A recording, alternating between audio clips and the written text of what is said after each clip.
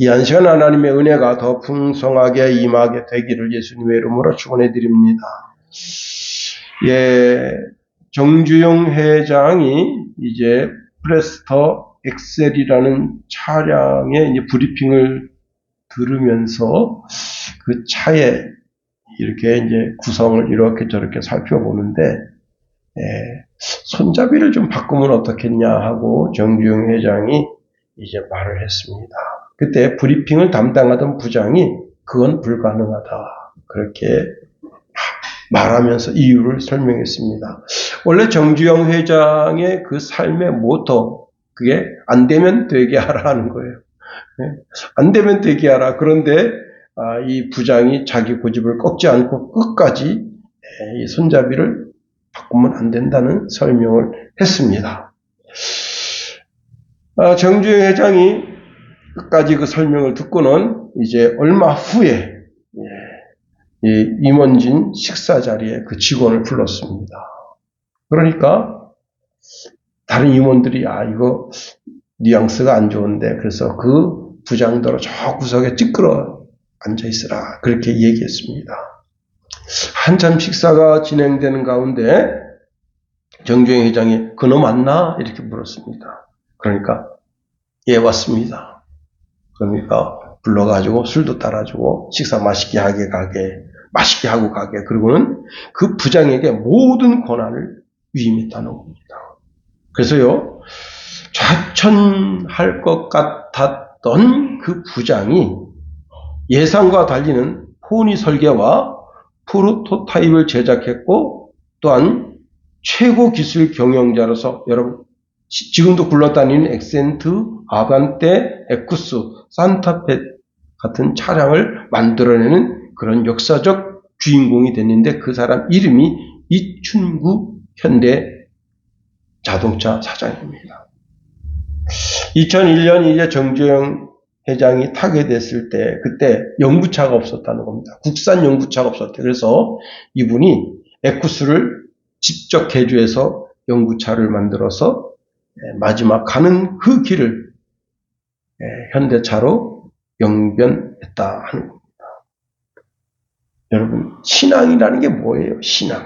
신앙은요, 지금까지 살아보지 못한 전혀 새로운 삶을 사는 것이다.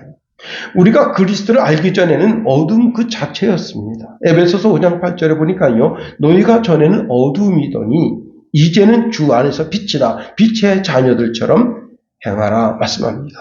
우리는 빛의 자녀의 삶을 살라고 명령받고 있다는 겁니다. 이젠 더 이상 어둠의 삶을 살면 안 된다는 거예요. 6절에 뭐라고 말하고 있습니까? 그러므로 우리는 다른 이들과 같이 자지 말라 말씀하고 있습니다. 여기 다른 이들이란 뭐예요? 어둠에 속한 자들, 소망이 없는 자들, 지금 현실에서도 소망이 없지만 미래적으로도 소망이 없는 자들, 더더욱이 그리스도의 강림 때에도 소망이 없는 자들이다 하는 겁니다. 제가 이제 어릴 때 에브람 링컨 사진과 함께 거기에 청년들이여 대망을 품으시오라는 글귀가 있었습니다. Boys be ambitious. 그래서 늘 항상 그 에브람 링컨 사진 옆에 청년들이여 대망을 품으십시오, 그 글귀가 있어서 저는 이게 에브람 링컨이 한 말인 줄로 그렇게 생각했었어요. 그래서 제가 이거 찾아보니까 에브람 링컨의 말이 아니고 19세기 홋카이도에서 일본 청년들에게 신농업 기술과 미래의 꿈을 심어주었던 윌리엄 클라크라고 하는 사람이 임기를 마치고 귀국하면서 작별 인사 속에서 한 말이었습니다. 청년들이여 대망을 품으십시오. 어쨌거나 윌리엄 클라크의 강의를 들었던 그 젊은이들이 미래에 대한 새로운 소망을 품은 거예요. 암울했던 일본, 전혀 소망이 없어 보였던 일본, 그 일본 속에서 소망을 품고 새로운 일본을 만들어내기 위한 모토가 그 속에 있었고, 그 모토를 통해서 새로운 일본을 만들어내게 됐던 겁니다. 하여튼지 간에 윌리엄 클라크의 강의를 들었던 많은 젊은이들이 일본의 지도자로 그렇게 배출됐다 하는 겁니다. 여러분, 자, 그런데 이 앰비션스라는 뜻이 뭐냐면 어떤 사람이 동쪽, 서쪽, 남쪽, 북쪽으로 사람들을 분주하게 만나러 다닌다는 겁니다. 다시 말하면 새로운 삶의 여정을 열려고 몸부림치는 거예요. 하나님은 아브라함에게 이렇게 말씀하십니다. 너는 눈을 들어 너 있는 곳에서 북쪽과 남쪽 그리고 동쪽과 서쪽을 바라보라. 보이는 땅을 내가 너와 내 자손에게 주리니 영원히 이르리라 말씀하십니다. 그런데 히브리서 말씀해 보니까 하나님께서는 아브라함에게 발 붙일 만한 땅 한 평 주지 않았다. 그럼에도 불구하고 아브라함은 어떻게 해요? 가나안 땅에서 전혀 새로운 삶을 시작하는 거예요. 그는 대도시 사람이었어요. 대도시 사람인데 그 사람은 아버님이 이제 우상을 제조하던 그런 사람으로서 여러분 우상을 제조하는 사람은 당대의 큰 부잣집입니다. 그런데 그 모든 삶을 우상을 제조하는 그런 삶을 정리하고 이제는 양치기로서 새로운 삶을 시작하는데 그 새로운 삶에 자기 직업은 양치기일 수는 있지만 자기 심령 속에는 하나님을 품고 하나님의 말씀대로 살기로 작정했다는 겁니다. 그것이 빛된 삶이고 낮의 삶이다 하는 거예요. 여러분 오늘 본문에 낮의 자녀, 빛의 자녀, 빛의 자녀라는 말을 우리가 지난 시간에 살펴봤습니다. 빛이 뭐죠? 예수 그리스도. 예수 그리스도가 그 속에 있는 사람, 그 사람을 빛의 자녀라 한다. 낮의 자녀는 뭐였죠? 낮이라고 하는 것은 여러분 해가 뜬 시간서부터 해가 지는 시간까지를 낮이라고 보편적으로 말하는데 이걸 영적으로 생각하면 영적인 의미 속에서 모든 날들 중에 모든 낮 시간 중에 낮 시간, 그게 무엇인가 하면 예수님이 부활하신 부활의 아침을 상징한다. 그래서 이 낮의 자녀라고 하는 것은 부활의 자녀들이라는 거예요. 부활을 입을 부활의 자녀들이라는 거예요. 자, 그러면 낮의 자녀, 빛의 자녀들은 어떤 삶을 살아야 하느냐?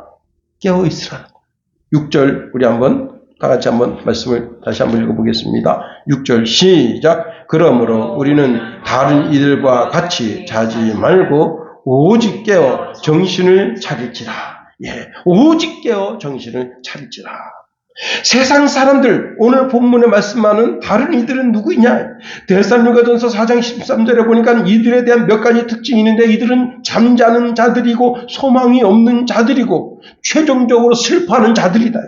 이렇게 말씀하고 있네요. 형제들아, 자는 자들의 관하에는 너희가 알지 못함을 우리가 원치 아니하노니 이는 소망 없는 다른 이와 같이 슬퍼하지 않게 하려 함이라. 여러분, 우리는 소망이 있는 자들이라는 겁니다. 그래서 그리스도의 오심을 강력하게 기다리는 자들이다. 내 인생의 가장 영광스러운 그날, 그리스도의 강림의 날, 그 날을 기다리는 우리는 잠자는 신앙이 되면 안 된다는 거예요. 세상 사람들은 영적인 감각이 없습니다. 그래서 아무런 생각 없이 잠잘 수가 있어요. 그러나 우리는 영적인 감각을 지닌 자들입니다. 여러분, 세상 사람들은요, 자기 지정의를 의지해서 살아요. 자기 지식, 자기 감정, 자기 의지대로 살아요. 그런데 우리 그리스도인들은 내 지정의 위에 하나님의 말씀, 그리스도의 말씀을 따라 사는 사람들입니다. 그렇습니다. 자, 우리는 세상 사람들의 삶을 모방하면서 살면 안 되는 거예요. 이들은 세상에 속했고 그렇게 살아가는 거예요. 우리는 그리스도에게 속했고 그리스도의 삶을 모방하면서 살아가야 하는 사람들입니다. 자, 우리 모든 그리스도인들은 세상 사람들과 동일한 삶의 형태를 취하면 안 된다. 우린 빛의 자녀, 낮의 자녀들이기 때문입니다. 그래서 바울은 오늘 본문에 보니까 오직 깨어 있으라. 오직 깨어 있으라는 말이 뭐예요? 잠자지 말라는 거예요. 잠자는 신앙이 되면 안 된다는 거예요. 여러분, 경찰청에 따르면 졸림 사고로 하루 6건, 토요일엔 7건 정도 교통사고가 발생한대요. 그 중에서 가장 위험한 것이 뭐냐면 고속도로에서 졸림 사고입니다. 그래서 요즘은 이제 졸리면 쉬었다 가라 해요. 그래서 한 30km 정도 달려가면 졸음 쉼터가 있어요. 참 신기한 것은요, 그 졸음 쉼터에서 5분에서 10분 정도 눈 감고 이렇게 다시 눈을 뜨면 정신이 그렇게 맑습니다. 신기해요. 저는 가끔 졸음 쉼터에서 이렇게 쉬었다 가요. 정말 너무 졸리면. 시골집에서 이제 참 육체적 노동을 합니다. 육체적 노동을 할 만한 사람이 없어요. 우리 김관우 집사는 진짜 아주 진짜 신선노릇을 합니다. 오늘 못하면 내일 하지, 내일 못하면 급히하지. 근데 저는 그게 아니잖아요. 계속 며칠 거기 들어갈 수가 없잖아요. 그래서 오늘 내가 이 일 다 끝냈나.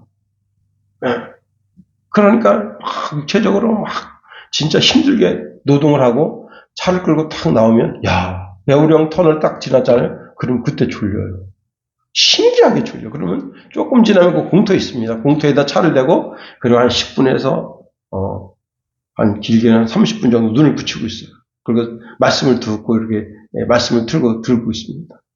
그러면요 아주 정신이 진짜 맑아집니다. 그러면 다시 이제 운전해서 오는 참 그 5분에서 10분 때로는 한 30분 쉬는 그 시간이 정말 꿀맛 같아요. 예. 여러분, 이제 날씨가 점점 쌀쌀해지고, 그러니까 어떻게 해요? 사람이 문을 닫고, 그 다음에 이제 온풍기를 돌리잖아요. 그러면 어떻게 해요? 이산화탄소가 발생하면서 쉽게 졸음운전을 할 가능성이 높아집니다. 그럴 때 어떻게 해요? 문을 활짝 열고 그냥. 안 되면 에어컨 틀고. 에어컨 틀어보세요. 정말 추워서 잠이 오나 아니면 껌을 씹든가. 어떻게 해서든지 껴있어야 되는 거예요. 그래야 운전이 가능한 겁니다. 그런데 오늘 본문에 보니까 깨어있는 것만으로는 부족하대요. 근신하는 신앙을 가져야 된다는 거예요. 그래서 6절 하반절에 오직 깨어 정신을 차릴지라 그랬습니다. 정신을 차리다. 우리가 지금 이게 개역 개정 성경인데 옛날 성경은 개역 성경이라서 개역 성경에는 이렇게 말씀하고 있어요. 오직 깨어 근신할지라. 여러분, 자, 이 근신이라고 하는 단어는요, 오늘 깨어 있으라는 오직 깨어 6절 하반절에 오직 깨어 정신을 차릴지라. 정신을 차릴지라, 근신할지라 같은 개념을 가진 단어인데 이 단어는 두 가지 뜻을 가지고 있어요. 첫 번째는 술 취하지 않는다 그런 뜻을 가지고 있어요. 그 다음에 정신을 차리다 그런 뜻을 가지고 있습니다. 여러분, 술 취한다고 하는 게 뭐예요? 맑은 정신, 바른 정신, 제정신이 아니다 그런 뜻입니다. 문자적으로 이 단어를 해석하면요, 포도주를 먹지 않은 상태다 하는 겁니다.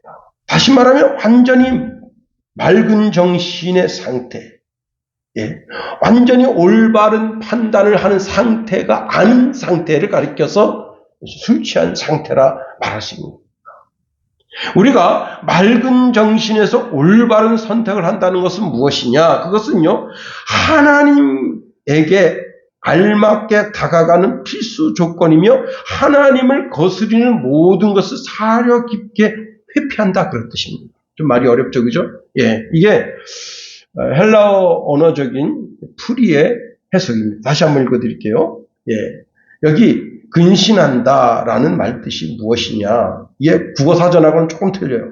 하나님께 알맞게 다가서는 필수 조건이며 하나님을 거스리는 모든 것을 사려 깊게 회피한다.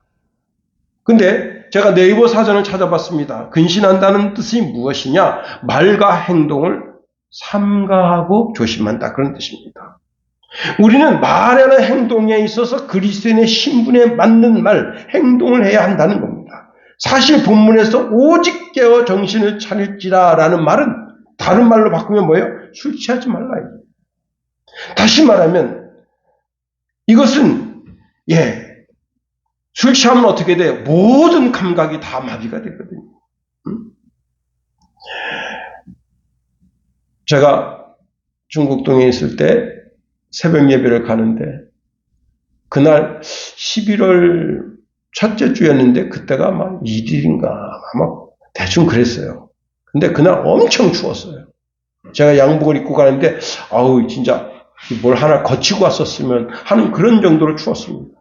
근데 이제 교회를 질러가는 지름길인데 그 지름길이 좀 으슥해요.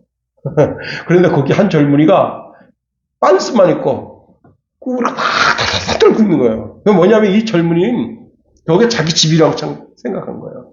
그래서 모든 옷을 이렇게 벗어가지고 거기다 다 걸어놨어요. 걸어놓고 그리고 이게 웅크리고 그 바다 여러분 시멘트 바다 얼마나 추워요. 거기서 탁탁탁 떠는 거예요. 여기가 자기 집이라고 생각하고 왜? 술 취해가지고. 야, 그래서 제가 여기 일어나세요. 여기 집 아닙니다. 그랬더니 눈을 벌떡 떠서 나를 보더라고. 자기도 황당한 거지. 그러더니 눈 비비고 나더니 막 옷 입더라고요. 여러분, 술 취한 사람의 상태입니다. 오늘 보면 데살로니가전서 5장 8절에 보니까 우리가 낮에 속하였으니 정신을 차리고 믿음과 사랑의 호신경을 붙이고 구원의 소망의 투구를 쓰자 했습니다. 베드로전서 1장 13절에 보니까 너희 마음의 허리를 동이고 근신하여 예수 그리스도께서 나타나실 때에 너희에게 가져다 주실 은혜를 온전히 바랄지어다. 베드로전서 4장 7절에 만물의 마지막이 가까웠으니 그러므로 너희는 정신을 차리고 근신하여 기도하라. 여러분, 우리는 빛의 자녀, 낮의 자녀다. 그러니까 밤의 자녀, 어둠의 자녀들처럼 그렇게 세상에 취하여, 세상 문화에 취하여, 세상 관습에 취하여 살면 안 된다는 거예요. 얼마 전 이제 뉴스에 나오는데 뭐가 나오는가 하면요. 한밤중에 경찰이 출동하는 것을 보여줍니다. 그런데 거기 동네 어르신이 이제 50대 좀 넘은 어르신이 술 취해가지고 여학생을 때린 거예요. 그런데 이 술 취한 이 어르신이 이 학생을 왜 때렸느냐? 그냥 때린 거예요. 그냥. 아무 이유 없이. 그래가지고 경찰이 출동해가지고 때렸느냐 어쩌냐 막 묻고 학생은 막 얻어맞아가지고 막 분해가지고 응? 빨리 안 잡아가요, 빨리 안 잡아가요 막 그러는데 결국은 이제 그 어르신을 붙잡았습니다. 붙잡아가지고 경찰서를 끌고 가는데 이게 단순히 술 먹고 취한 것하고 폭행한 건 좀 틀린가 봐. 그래서 가서 치료받고 그 다음에 치료비까지 물어줘야 된다. 여러분, 학생이 얼굴을 맞았는데 얼굴이 붓고요. 그 부은 부분이 벌써 틀려요. 얼굴이. 여러분, 술 취하지 않았다면 그 학생 때렸겠어요? 술 취하니까 응? 주먹이 먼저 나가고 추태를 부리고. 여러분, 우리가 낮에 속했고 빛에 속한 하나님의 자녀라고 하는 것은 정말 축복 중에 축복인 것을 알아야 됩니다. 우리 하나님의 자녀들은요, 단정하게 행동하고 근신하는 마음으로 말에나 행동에나 자신의 명예를 더럽히는 일을 해서는 안 되는 겁니다. 더 나아가 하나님의 영광을 가리는 일을 해서도 안 되는 거예요. 우리가 이렇게 조신하게 행동하면서 그리스도의 강림의 날을 기다려야 하는 겁니다. 이게 깨어있는 성도의 삶의 자세라 말씀할 수 있습니다. 우리가 지난 주일에 이제 가룟 유다에 대해서 살펴봤습니다. 그는 자신 스스로가 사탄의 자식을 자처한 거예요. 밤의 자녀를 자처한 거예요. 어둠의 자녀를 자처한 거예요. 자신의 지정의가 사탄에 완전히 사로잡힌 겁니다. 자신의 마음에 유혹의 욕심이 자기 자신을 이끌어가는데 여러분 그 유혹의 욕심 때문에 자신의 삶이 완전히 망가지게 된 겁니다.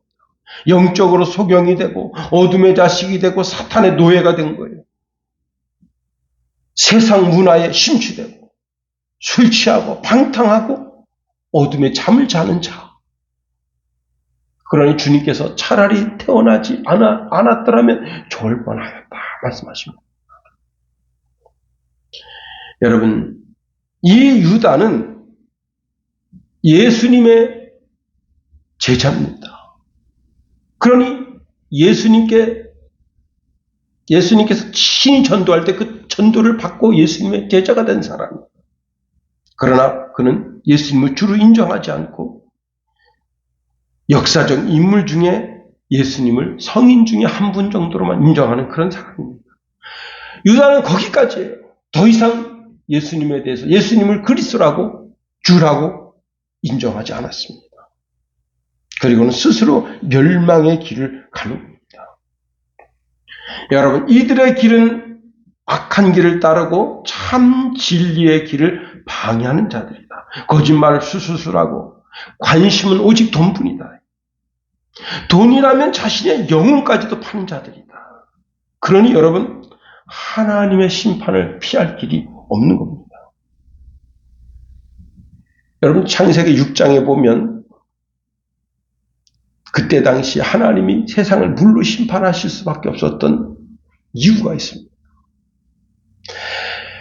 그때 당시에 하나님을 섬기는 자들이 다 육체적으로 타락해서 어떻게 됐느냐? 밤의 자녀, 어둠의 자녀가 됩니다. 그래서 하나님이 인생을 보시고 인생 지으심을 후회하셨다. 참, 저는 그 단어를 들여다보면서 큰 충격을 받았습니다. 하나님도 후회하셨다. 여러분, 우리가 하나님이 후회하는 그런 인생 되면 안 되는 거예요. 근데 하나님께서 후회하는 그 인생이 뭐예요? 하나님을 등지고 하나님의 말씀을 내팽개치고. 여러분, 그 가인을 보세요. 하나님께서 용서의 표를 주었음에도 불구하고 그는 그 용서의 표를 내팽개치고 어떻게 했어요? 에덴 동쪽으로 갔다. 그리고는 사탄의 문화를 형성하고 만들어냅니다. 살인을 저지르고 살인을 찬양하고. 여러분, 소돔과 고모라는 어떻습니까? 소돔과 고모라의 하나님의 사람 아브라함의 조카 롯이 같습니다. 그런데 그 아브라함의 조카 롯이 그 도시에서 보여준 삶을 보고, 야, 그래도 우리 도시의 지도자가 되어야 되겠다, 이 사람은. 그래서 여러분, 조카 롯을 세운 거예요. 그런데 그 도시의 밤의 문화, 어둠의 문화가 그 도시를 완전히 삼켜버립니다. 그래서 천사가 왔는데 그 천사들과 동성애를 하려고 그 집 문을 부수고 있어요. 청년들이. 얼마나 동성애가 만연됐으면. 그리고는 이제 그것을 말리는 조카 롯을 어떻게 했습니까? 죽이려고. 참. 그래서 그 영화에서 보면요, 순간적으로 이 천사들이 그들의 눈을 멀게 합니다. 결국은 하나님이 그 소돔과 고모라 성을 심판하지 아니하실 수 없을 정도로 그들이 타락의 문화 속에 쩔어들었던 겁니다. 여러분, 우리는 빛의 자녀, 낮의 자녀들이다 하는 겁니다. 여러분, 이 시대를 자세히 들여다보세요. 정치에 무슨 소망이 있겠어요? 경제에 무슨 소망이 있겠어요? 오늘 이제 우리 작은 아들 김성찬이가 낮에 왔는데 삼성이 곤두박질 치고 있다 그런 얘기를 하는데, 정말 그러겠는가? 응? 삼성이 지금 6, 7년 전서부터 이런 그 아이템을 개발하는 투자하지 않고 있대요. 그런 얘기하면서 삼성이 무너지고 있고 하이닉스가 오히려 뜨고 있습니다 하고 그런 말을 합니다.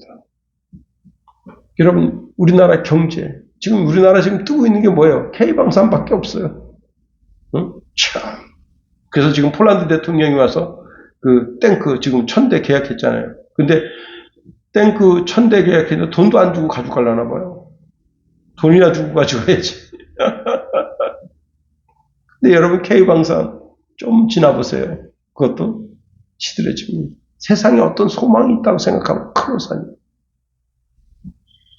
우리는 오직 하나님의 말씀에 소망이 있음을 알아야 됩니다. 특별히 그리스도의 강림을 기다리는 우리들은 육체의 정욕의 죄악의 길을 과감하게 버릴 줄 알아야 됩니다. 이제 말씀을 마칩니다. 여러분, 우리가 한 주일 동안 정말 주의 은혜 가운데 말씀 가운데 살려고 몸부림치다 오늘 금요일 저녁 주의 전을 남았습니다. 여러분, 우리가 빛의 자녀, 낮의 자녀로 살려고 몸부림쳤습니다. 그런 삶을 하나님은 귀하게 보신다는 거예요. 그러므로 주님이 이 땅에 재림하신 그날까지 우리 지정의를 의지해서 사는 것이 아니라 주의 말씀 의지해서 삶으로 주님께서 귀하게 보시고 은혜를 내리시는 주의 신령한 자녀들로 사는 저와 여러분이 다 되기를 예수님의 이름으로 축원해 드립니다.